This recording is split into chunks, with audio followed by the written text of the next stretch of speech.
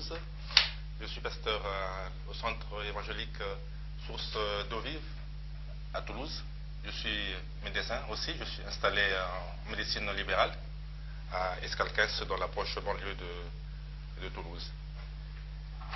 Je suis à Toulouse depuis 1999. Auparavant, j'étais à Pointe-Noire, où Dieu m'a appelé au ministère la première fois. Donc j'ai créé à Pointe-Noire le centre évangélique Nazareth. Nous avons aujourd'hui une fédération qui compte 9 églises. Voilà. Et ce soir, c'est vraiment un grand plaisir pour moi de partager les choses que Dieu m'a enseignées concernant le livre de l'Apocalypse. Et dans cette première session, donc, nous aborderons les éléments de l'introduction au livre, parce que, avant d'entrer dans le plus profond du sujet, en abordant des aspects précis, j'aimerais qu'on voit maintenant des éléments indispensables pour comprendre la suite et surtout placer le cadre du livre. Et l'Apocalypse, c'est quelque chose dont on entend souvent parler. Tout le monde, dès qu'il y a une catastrophe, on pense que c'est l'Apocalypse. Et on parle des choses apocalyptiques dès qu'il y a une crise, dès qu'il y a une catastrophe, dès qu'il y a une calamité. Et insidieusement, même au niveau des chrétiens, de l'Église, c'est la pensée qui semble dominer. On a tendance à associer l'Apocalypse à la fin du monde, ou de façon un peu plus positive, au prochain retour du Seigneur, sans trop savoir exactement ce que cela comporte et quelles sont vraiment les implications pour l'Église. Alors que quand on lit le livre de l'Apocalypse, il commence par justement à définir ce qu'est l'Apocalypse. C'est-à-dire que c'est vraiment la révélation de Jésus-Christ que Dieu lui a donnée pour montrer à ses serviteurs. Donc l'Apocalypse, c'est la révélation de Jésus-Christ. Et il faut que nous comprenions, surtout en tant que chrétiens, que si nous acceptons que l'Évangile, c'est la révélation de Jésus-Christ, puisque le Seigneur Jésus, pour nous donner son message, il a choisi des apôtres, des témoins, afin qu'ils témoignent ce qu'ils ont vu, ce qu'ils ont entendu, et pour nous parler à nous qui n'y étions pas là, à ce moment-là, afin de partager, comme Jean a dit, ce que nous avons vu, ce que nous avons entendu, la grâce de Dieu que nous avons touchée. Nous vous l'annonçons afin que vous soyez en communion avec nous et que nous soyons ensemble en communion avec Dieu. Donc, on accepte facilement que les évangiles, c'est la révélation de Christ, mais on a du mal à comprendre que l'Apocalypse aussi peut être la révélation de Christ. Or, c'est important, c'est essentiel pour comprendre toute la révélation que Dieu a préparée pour nous. Parce qu'il est évident que Dieu, à travers le temps, ne s'est pas fait connaître d'une façon en une seule fois. La révélation que Dieu a donnée aux hommes a été progressive. Si nous considérons que depuis Adam, Dieu essaie de parler aux hommes. Et donc,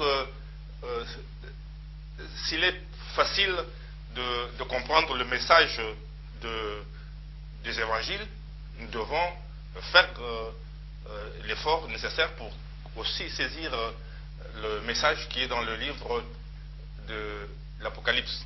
Or, si on pouvait trouver un verset qui résume l'évangile, je pense qu'on dirait celui de Jean 3,16.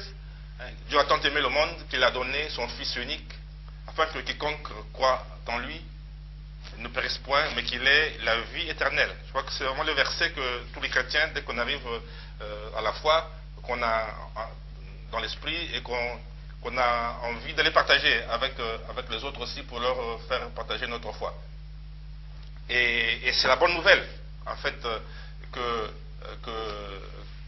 Dieu a donnée pour les hommes. Or, si l'Apocalypse est la révélation de Jésus-Christ, c'est nécessairement aussi une bonne nouvelle.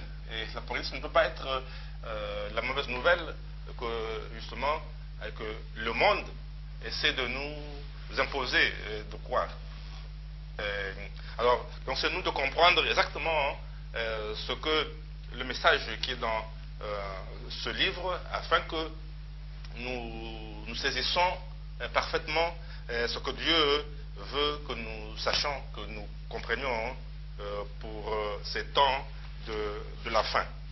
Et il y a une autre chose qui est frappant, dès que on commence à rentrer dans ce livre, c'est que dès le 3e verset du 1er chapitre, la Bible dit que heureux celui qui lit et ceux qui entendent les paroles de la prophétie et qui gardent les choses qui y sont écrites, car le temps est proche.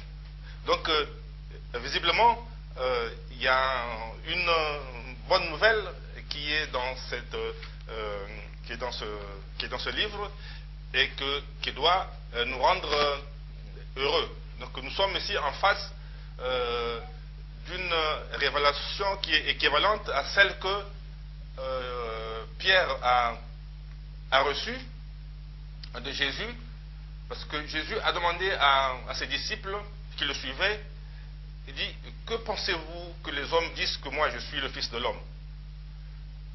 Alors les disciples, ils ont dit comme le monde disait, peut-être que, parce qu'on entend dire que tu es un prophète, que tu es peut-être Élie ou Jean-Baptiste, parce qu'eux non plus, ils ne savaient pas ce que, en fait, c'était Jésus qui le suivait.